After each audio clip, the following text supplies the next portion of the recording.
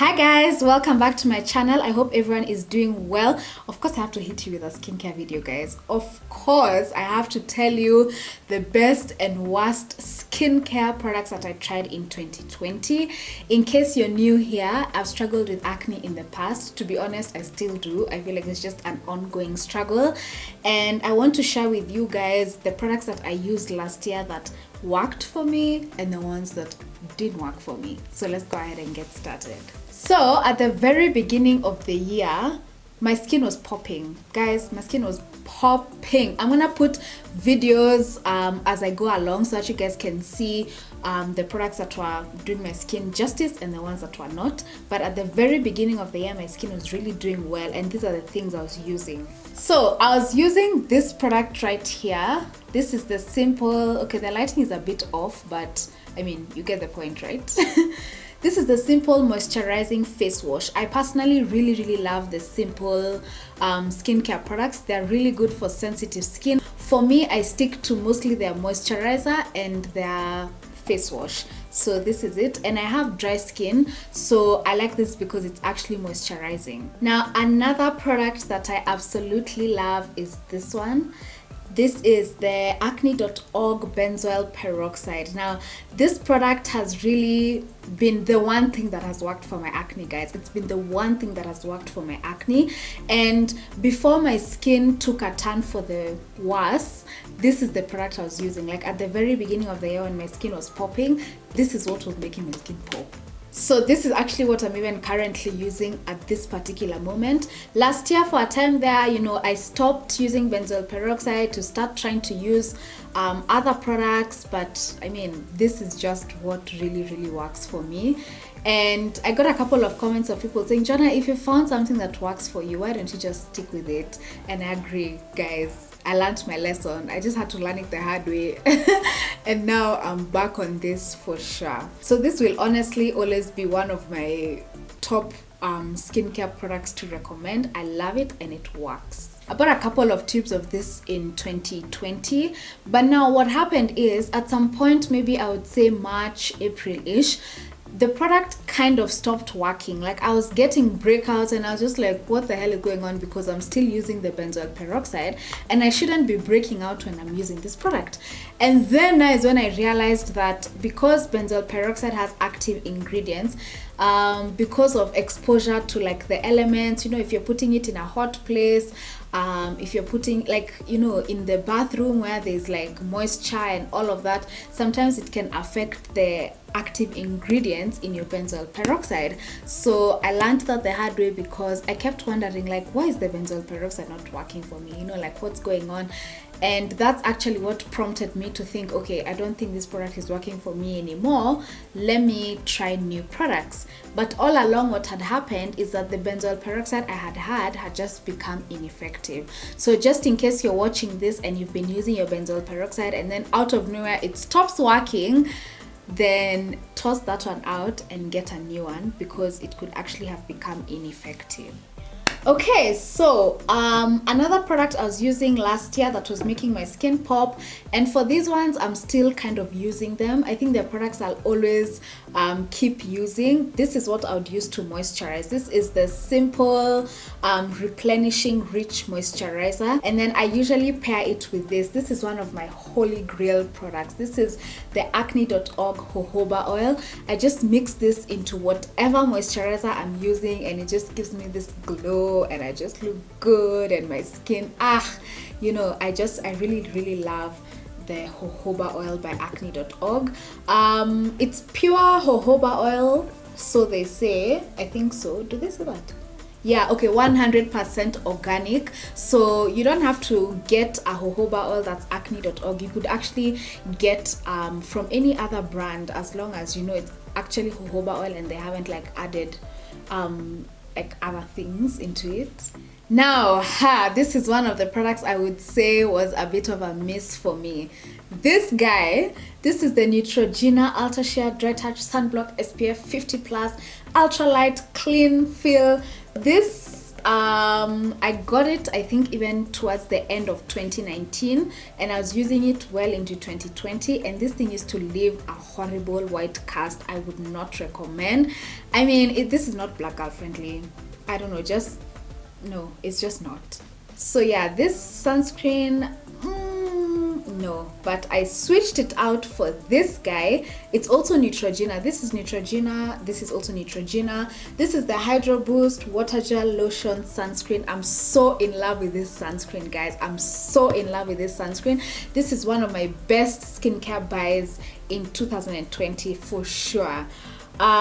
It's very, it actually makes your skin glow. It's like you're applying a moisturizer, and once it settles into the skin, there's no white cast for sure. There's definitely no white cast, and it just generally makes your skin look like it's glowing. I really like this sunscreen. The only thing I would say about it, and that would maybe prompt me to try a different sunscreen, is the fact that if you get it around your eye area and like you're sitting outside in the sun, or you're just outside generally, your eyes become sensitive. They actually become sensitive, and sometimes, like for me, my eyes end up tearing, but for me, what I've been doing is I just avoid my eye area completely, and when I do that, I'm okay.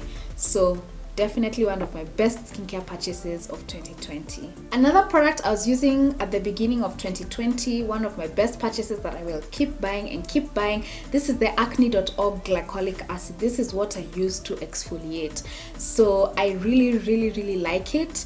Ever since I stopped doing this, what is it, mechanical exfoliation, physical exfoliation, I'm not sure what it's called, but ever since I stopped doing that, I found chemical exfoliation is way more effective. And the fact that you just put it on your skin and sleep and wake up and it's done its work, I love it. To be honest with you, this is one of the products that always helps me clear my dark spots. Always. My glycolic acid combined with a sunscreen, those are the two products that always help me be able to clear my skin. So now, I'm sure if you have watched my previous skincare videos, then you already know some of the products I tried that did not work for me. And I always have to put this disclaimer, guys, that what works for me might not work for you, and what might not work for me might actually work for you, because for these products I'm gonna talk about, other people have used them and they love them and they rave about them. So it's up to you to take it upon yourself to actually do some research. And if you're risky, if you're trying to risk, then you can just go ahead and try the product for yourself. And if it doesn't work, well, at least now you know. And if it works, well, awesome. So this is one of the products I tried. This product, this is the Ordinary AHA BHA peeling solution. I went online and the reviews were glowing, and they were like, if you have acne, try this product, you know, this is the best product for you, try it. And then I also combined it with a niacinamide. I don't have that bottle, so I'm just gonna insert a photo right here of the Ordinary niacinamide plus zinc. So I tried those two products, and initially when I tried them, I loved them. I even did videos about it. I was like, oh my god, guys, these products are really working for me. Mind you, at that point in time, I had stopped using my benzoyl peroxide. So I was really relying on these products to like control my acne. And unfortunately, like 2 or 3 weeks into it, they stopped working, and like I had quite a breakout that took me a couple of months to actually clear. So, you know, sometimes I'm not 100% sure whether it was the fact that I had stopped benzoyl peroxide and my acne came back, and that just happened to coincide with me starting to use the Ordinary products, or whether it's actually my skin that reacted to the Ordinary products. I don't know. Maybe I'll never know. But what I would say is that I would not repurchase these products for sure. The two of them, I wouldn't. And I'm even gonna insert photos of how my skin was looking during that time. I was not feeling good about it, guys. I was not at all feeling good about it. I was just like, I thought I was done with this acne life, but apparently no. Apparently not. One thing I am definitely gonna say about the niacinamide is that, so I was using it every day, maybe even morning and night, or maybe once a day, I can't quite remember, but that thing shrunk my pores. I was so shocked, guys. Like, before my skin completely broke out, my skin was looking fabulous. It had this glow that was making me look like I had glass, you know, that Korean glass skin. Oh my god, I was living for it. Me at that point, I was ready to just go to the shop and buy all the niacinamides I could get, because I was so impressed with the results. It really, I had some large pores here and it really targeted those pores, and I just, yeah, I think that's one thing I'll definitely say about the niacinamide. So once my skin broke out, you know, I panicked and I was just like, I think I better go back to what I know. So of course I just went back to my trusted benzoyl peroxide, and it's what actually cleared my skin. And right now, I mean, my skin, it has its issues here and there, but for the most part it's clear and it's doing really, really well. And when I went back to using the benzoyl peroxide, if you've used benzoyl peroxide, then you know how dry it makes your skin feel. So again, I bought something that I really, really, really loved that helped with that. I got this moisturizer. This is the CeraVe moisturizing cream. This was really, really good for me during that time, because for me especially, I have dry skin already. So now on top of having dry skin, when I use benzoyl peroxide, it becomes super, super, super, super dry. So having this really countered that dryness, and I didn't like get all that nasty peeling that sometimes comes with benzoyl peroxide. I didn't get any of that. I highly, highly recommend this moisturizer. It's a very weird one because it dries down like matte, and for me personally, I like a glow. So what I would do is I would combine this with a few drops of my jojoba oil. Then of course, when I put this over that, I mean, my skin would just be looking glowy. This is something I'm definitely gonna keep purchasing, guys. Also, a tube, this tub, it lasts you for such a long time. I think I had it for like 5 months or 6 months, as opposed to this one that you have to keep buying. But for now, I've actually switched back to the simple replenishing rich moisturizer because my skin adapted to the benzoyl peroxide, so it's no longer like really dry and really yeah, it's not really dry anymore. So for now, this is working for me. But if at any one point I feel like my skin is getting to that, you know, dry, it's feeling really dry, I will hop back onto this without hesitating.